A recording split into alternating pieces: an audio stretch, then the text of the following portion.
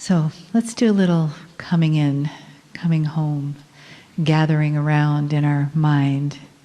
And you are welcome to sit on the floor in the front or in the chairs, or if you want to move forward, whatever you'd like, you can bring your chairs closer. So eyes closed, nice big breath in through the nose, out through the mouth.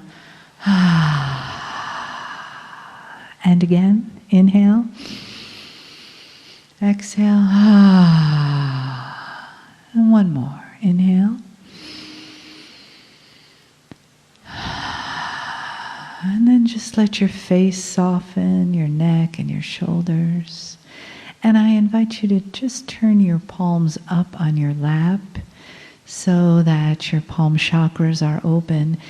And you may notice a little pulsation there because there's quite a bit of energy in the room. So just give yourself the opportunity to feel that. And as you become more quiet inside, you may notice that you also become more open. And you can begin to integrate everything that you've taken in today in parts and pieces that fit for you. And as you feel the energy of the room shift, morph, change, and engulf you with love, the love that Spirit has for all of us on this side of the veil and that side of the veil. Just let the opening take you into a place of deep peace. Greetings, dear ones. I'm Kryon of Magnetic Service. My partner steps aside, and it is his design to allow the window that is here to have me step through it, and not to filter what is said, but at the same time, his higher self is to check the integrity.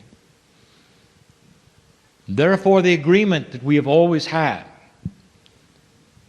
would be that he stays consciously there with the ability to be able to discuss a channeling after the fact.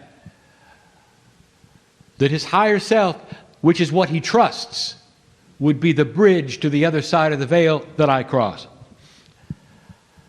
And this particular attribute is the same one, dear one, as healers use. If you're a healer in the room, you will know that I'm right.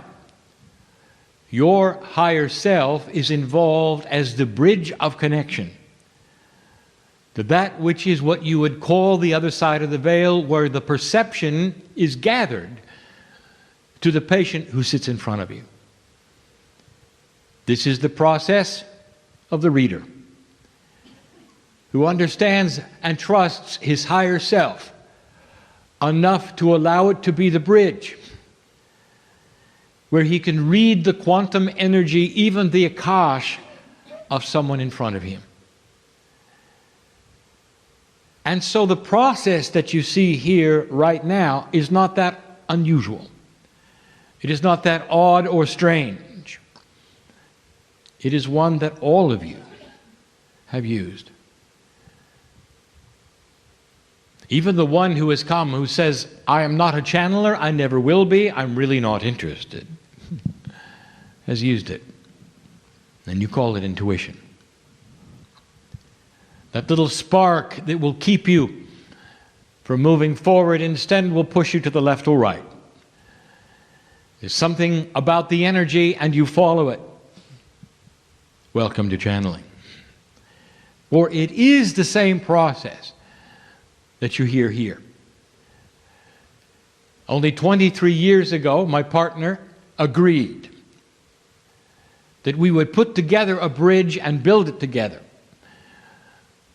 One that was built with integrity, transparency, accuracy, and the love from the creative source.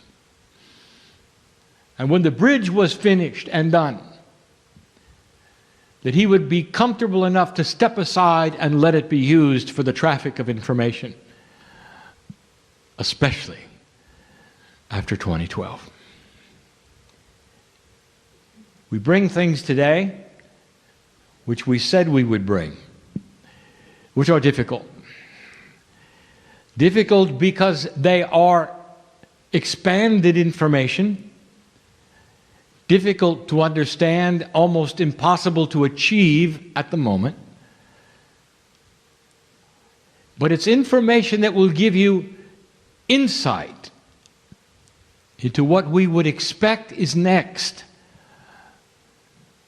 The things that you will find in what we have called the time capsule. Now, in order for you to understand these things, if you have not heard the messages of the last few weeks, is for me to give a brief review. But I'm not going to do that just yet. Instead, I want to talk about something that happened yesterday. A meteor passed close to the planet. It was not a near miss. It was never intended to be a hit. And so it was known. But this particular meteor actually came into what is called a sweet spot. There was no collisions with any satellites, any manned objects, and you have thousands of them in space. Instead, it passed right into a place where there was nothing at all and passed out again. And there would be those who would say, "What a coinky-dinky."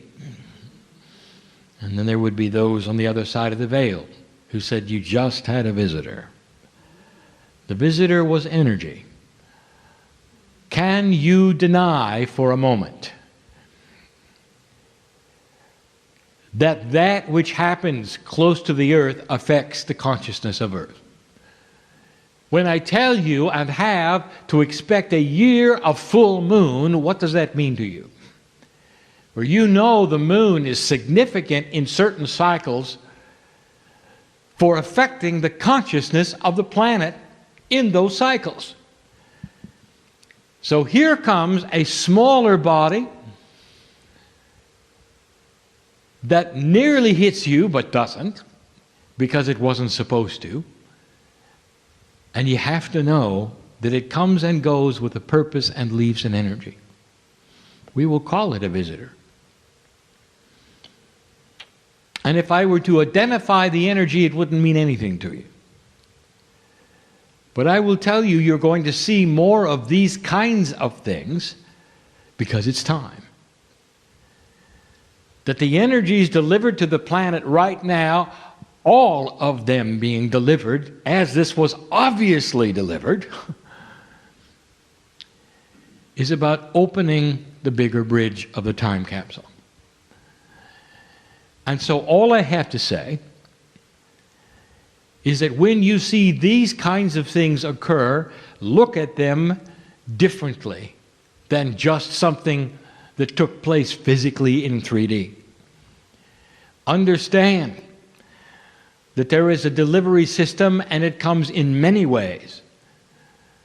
You already know of the ones that come through known astrology.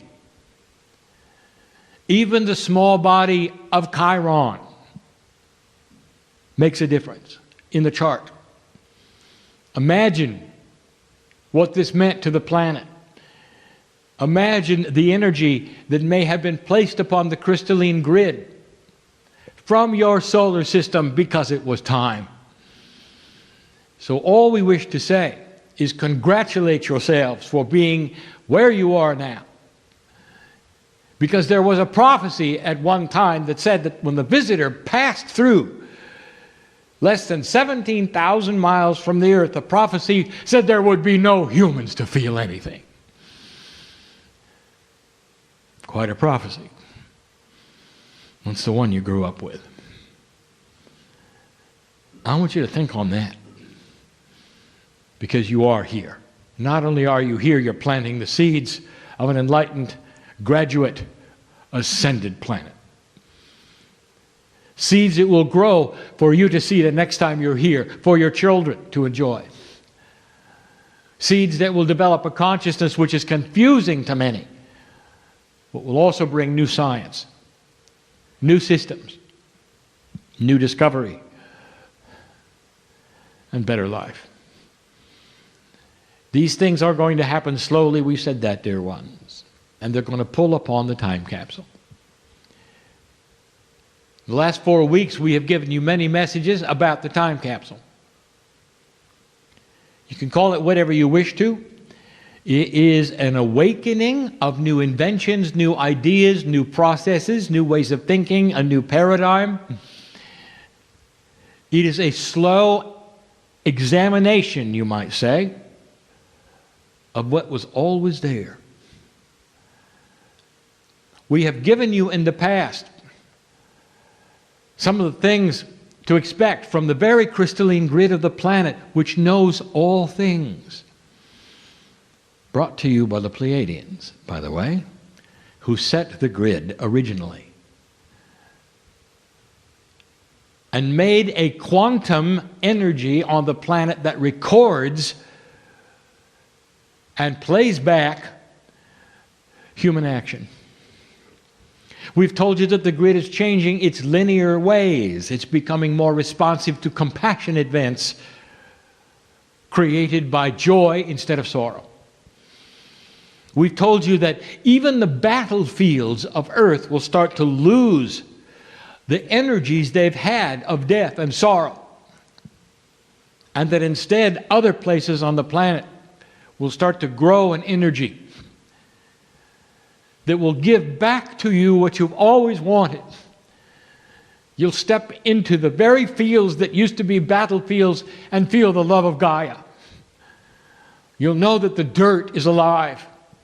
You'll start looking at things differently in the system that is before you and understand that humans are the reason for the season. It's all about a reawakening of things that always were. And little by little, you're being awakened to these. If you take a look at what the last 100 years has given you, it has given you just about everything. From 100 years before that to 30,000 years, it was pretty static. All the inventions that you have coming right out of the grid in the time capsule, delivered on time to the entire planet at the same time.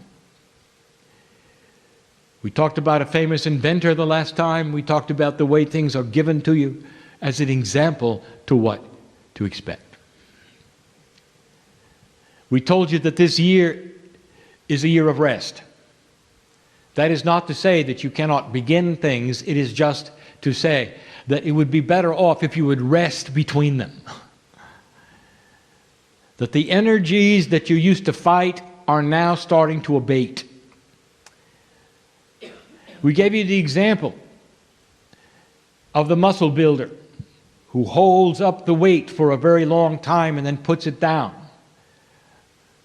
And he has to give his muscles time to relax again before he holds another weight. And when he picks up the new weight, it's not going to weigh as much, even though the indicator says the same thing as it did before. Because the energy in the weight itself has started to go away. And so the role of the old soul and the light worker begins to shape itself as the role of one who will bring an ascended energy eventually to the planet and begin to plant seeds you didn't expect. The time capsule is beginning to release things within your own DNA, and last time we spoke, we had you opening doors in the hallway of potentials in your DNA. I would like to tell you of the potentials of 4 more doors that I don't want you to open because it's not time. But I want to tell you what to expect. I'd like to give you the definition of ascension. But when the doors are open, the ones we speak about now, you'll have a human walking around much different than the ones in front of me. Everything I'm about to tell you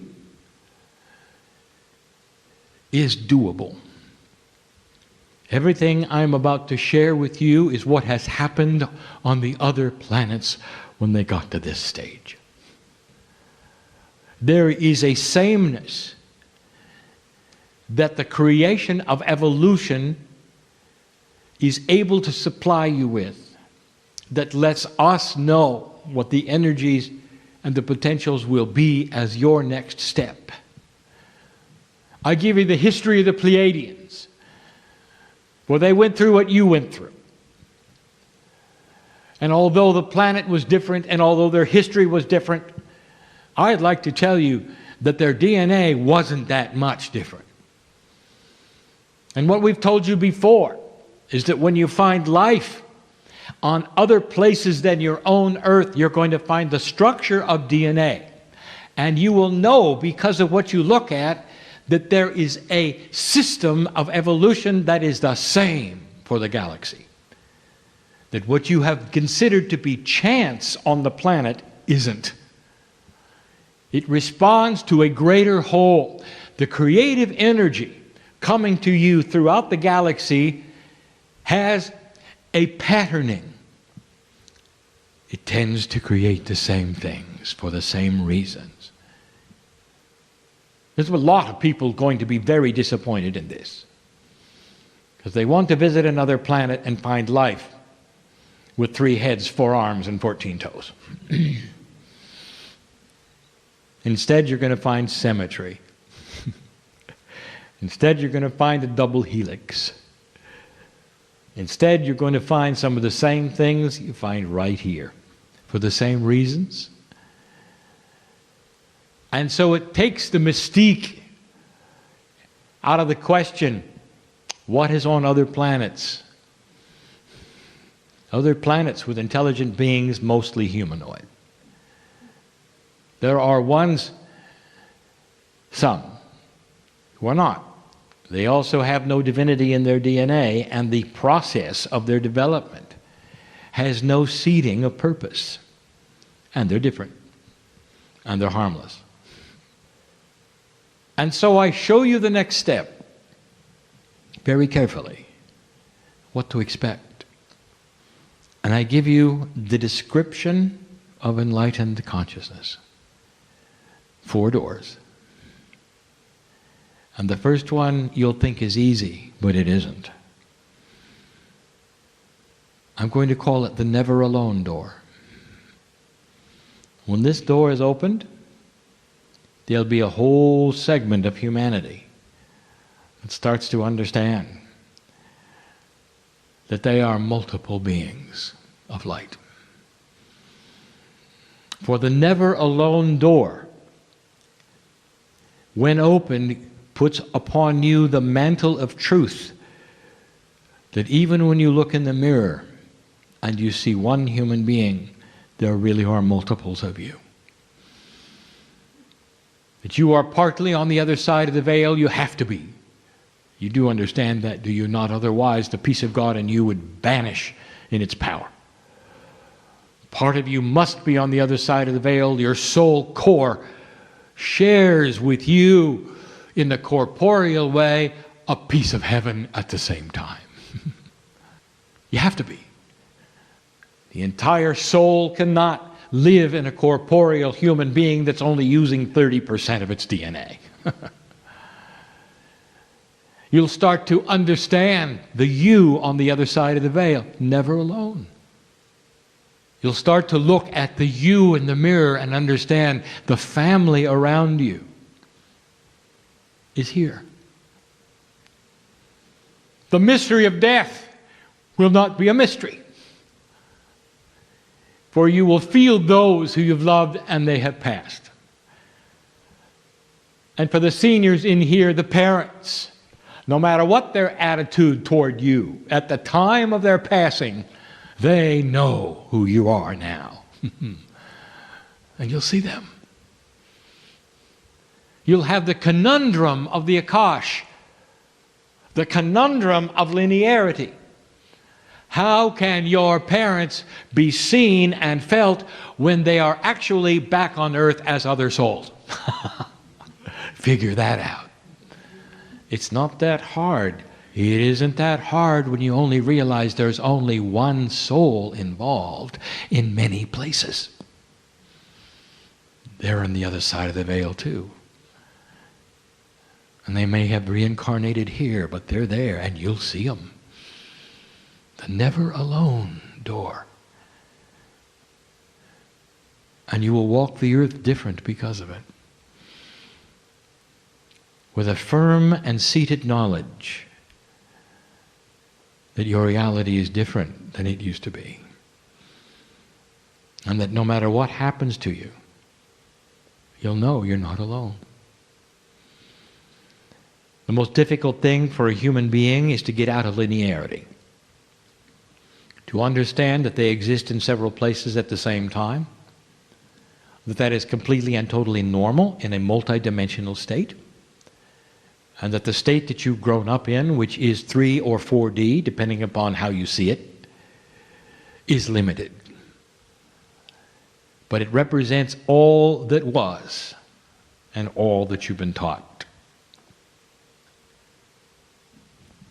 The next door is harder to explain. And when you open it, it's something we'll call completion of purpose. What completion of purpose means is that no matter what is happening in your life, it is well with your soul. That if you're racing toward the wall that you know is going to kill you, it is well with your soul.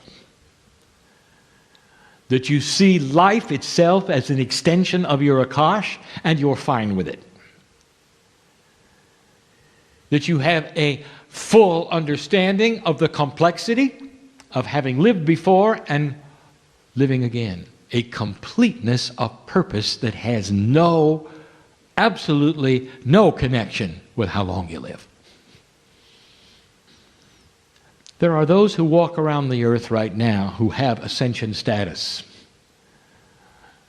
You might even call them monks. And their faces shine like the sun. There's always a number of them. And they don't fit in with society, so you don't find them here. But they're around. Some of them have sequestered themselves with others. Some of them wear robes. In belief systems that you will say you are not in, but you are. And when you sit next to them, you will see the master energy in them. There's always a number of them. The planet, they have to be. It is all part of the accounting system of energy. And if you ask them about their lives and what they are feeling, they will look at you with this blank stare and they'll say, "Which lifetime do you mean?" And they will be accurate because they are looking at their lives as multiple. And they are not measuring the years of their life on the planet or their heartbeats. They are seeing themselves as a soul that is forever. Completeness of purpose. This is ascended thought. And it's a door in your DNA yet to be opened. When these doors are open, dear ones, they open slowly. They don't fly open and you suddenly change. You grow into them. You learn into them. It may take you a decade to even know they exist, much less open the door. But you will open the door. Every graduate planet goes through this. The old energy represented by the seniors on Earth, who you know will never change, and you're right, will eventually die out because they will. And so there is an old guard, an entire wave of them that you'll simply have to wait for to leave. And they will. And you have to know that when they come back, dear ones, they're going to be born into an energy where the DNA is shaped differently, and they will not have the old energy they were carried back in here. Just so you know. And that is the promise of the future. That human nature itself is morphing and will be different. And we've told you this before. This is not new. The doors are.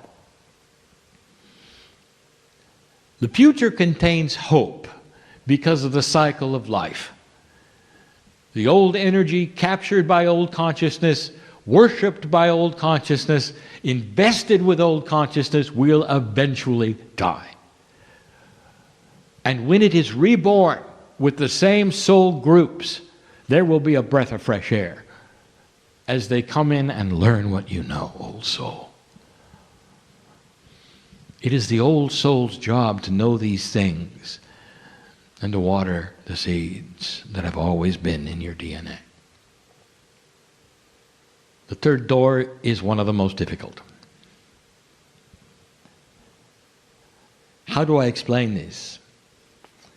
It is where the human being can take 3 steps backwards for everything they have ever been taught and look at all things around them without any bias at all. And see clearly what is real, what is not real. What is accurate, what is not accurate. What kind of a human being do you know could step out of a belief system that was ingrained in them from birth and decide those kinds of things? I'll tell you, it's a human who opens that door. To start to evaluate God. What is it? Who is it? Is it like I was told or not? Is it bigger? Yes.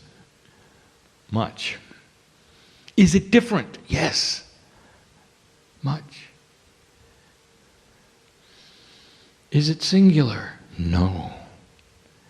It is a piece of everything in the universe. The very term creative source, used lightly by many, is the description of the greatest source in the universe at the center of every galaxy, but a few. Mostly in spiral galaxies, for they are the ones that support mostly dual suns, allowing for the development of what you have here, which is the enhancement of the love of God. And you'd be able to see it. You take 3 steps back and say, is everything I've been told accurate? I don't tell you how hard that is for a human being to do, because you have to put aside everything you've ever been taught. By your friends, by your parents, by those around you, with the organizations around you. Do you realize that that is the definition of an ascended mind? Who can put aside the engrams of memory, the grooves that have been created in your brain for what you think is real and not real, to create a 0 point, a null zone, where your logic can come forward and look at everything as it is and not what you were taught it is? That is really a special door. And the reason it is so special is because it does not require a human being to die and come back before they see what's really there. The ability to change, almost be reborn, if you want, into a higher consciousness while remaining on the planet. You know why we give you this and why we tell you that door exists? Because you're about to have life extension. And we won't want you to live another 100 years with what you believe you were taught from. You must have the ability to do what human beings are not known for. An unbiased view of all that is, so that you can really take a look at the hand that's always been stretched out of your higher self that's come through the door, and you can start to list the attributes that you were never told were there. Number one, it's you. Number two, it's beautiful beyond belief. Number three, it has nothing to do with victimization. Number four, its hand is out because it wants you. Number five, it represents all that is. Knowledge, wisdom. It wants to take your hand. That's ascension. And the final door. And we close with this.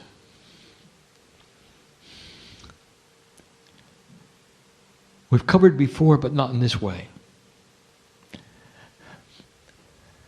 And I'll call it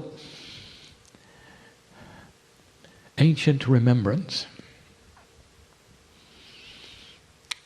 Old souls, you're your own ancestors, and in the beginning, you knew more than you know now. In the beginning, you even had DNA, which functioned at a higher percentage than now. The earth has gone through phases of time fractals where you destroyed yourselves. And you didn't do it through atomic bombs, and you didn't do it through all the other things that your science fiction would say. You did it in cooperation with Gaia. And you went to a low consciousness where nothing was happening, and Gaia allowed the pandemic to wipe you out. Did you know that? It's almost like you targeted your own demise for the way you were thinking. And when you came back, and it didn't work again, the same thing happened. Plagues. I don't know if you know how cooperative Gaia is in this process. This is the 5th time around. You knew more back then than you know now. Only this time Gaia is looking at things differently, because now you have signaled to the center of the galaxy, to the center of the earth, to the crystalline grid, to the very essence of Gaia itself, you are staying. And your intention is to build a planet like it's never been before. There are those who will hear my words and will argue with this. And they will say that human nature is human nature, and just wait, they say, we're going to do it all again. Just wait, they'll say, you're going to war again, you're going to start over again, there's no hope. And when you see that, I want you to know what it is. It comes from a consciousness you're just waiting to die. Because that is the old way. And you're not going to change their minds. Because it's fear-based and it will etch itself. They're not old souls either. They're new. And all they know is what they've seen in the last couple of 100 years. They've not gone through what you've gone through. They don't have the wisdom of the ages like you do. Ancient remembrance. When you open that door, dear ones, you're going to begin to see the Akash. An understanding that you have the wisdom of all things, and slowly it will be given to you. You will claim your own history. You will see that which is in you clearer. You will relax and have no ego. For when you know all things, there's no reason to validate any of them. You just know them. You're quiet with it. Do you know that's the attribute of wisdom? Quietness. Why do you have to shout from the rooftops who you are? when at the core of your soul you already know. And these are the things we wanted to tell you to look forward to this day. This is the reality we see, the doors to be opened yet. And it's going to be a while. But we wanted to show you what is there. We wanted to tell you that it is hand in hand with some of your science. For the first time we will tell you that down the line, a university like this one will not have separate buildings for life science and physics. They'll have one building and they'll call it consciousness. And it'll include all of them. You have to. Because eventually when you think the static sciences are discovered to have consciousness, you're going to have to reevaluate everything. And that's going to happen.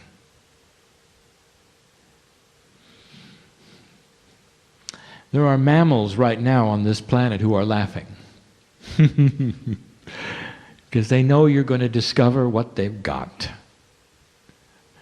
And so we will laugh with them as they swim in the oceans.